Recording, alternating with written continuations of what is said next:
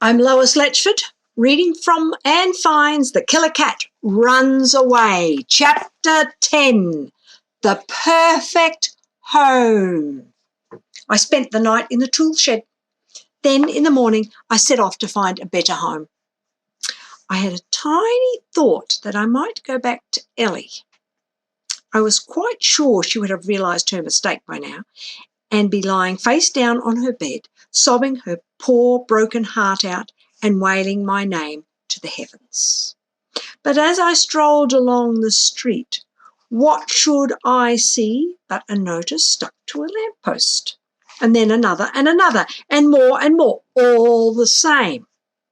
I stretched up to take a look. It was a lost cat notice with a photo of the roughest, toughest, sourest, grumpiest looking maggot you've ever seen in your life. I couldn't help but think, who'd want to have that thug back? Then I peered a little closer. It was me. I took a long look down the street. Sure enough, far in the distance, I could see Ellie's mom stopping at every lamppost to stick up yet another of her insulting posters. The cheek of it! For one thing, I am not a lost cat.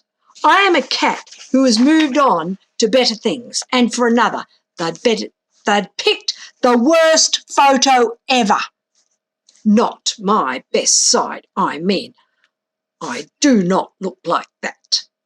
Not all the time, anyhow.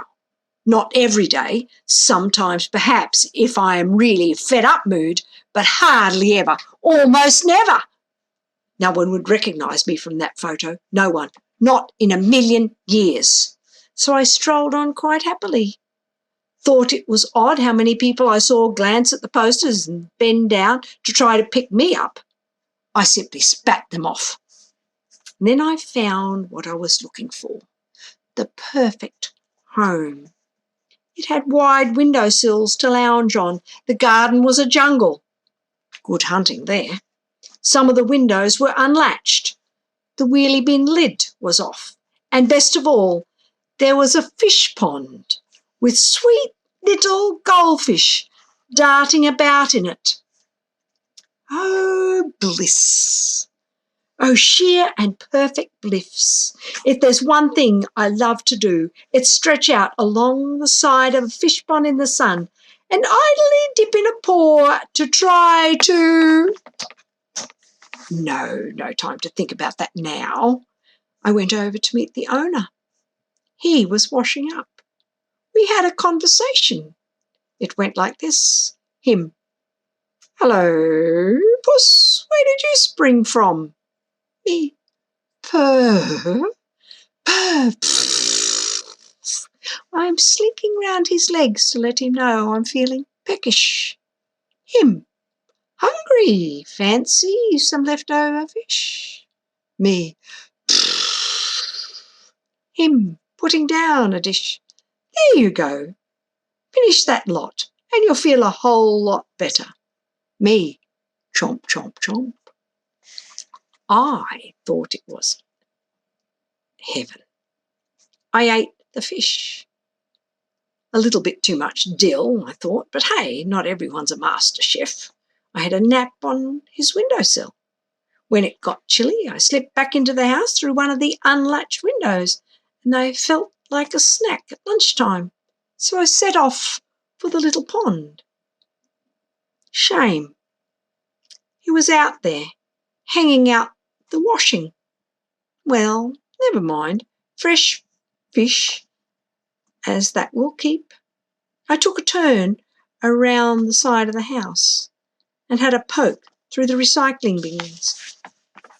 Half a fish finger. Delicious. Just like the song. Yes, I'd found the perfect home. Or so I thought. By then, at 3:30, my world caved in. There was a stampede up the garden path, a pack of carrot-topped hooligans, all shrieking and yelling, "Look, on the windowsill, a cat!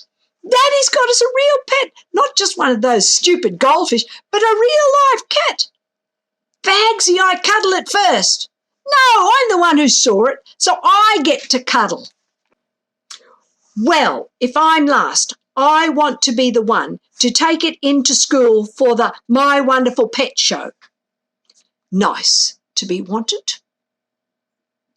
Of course. But really, the noise was horrendous. While they were crowding around, I counted them.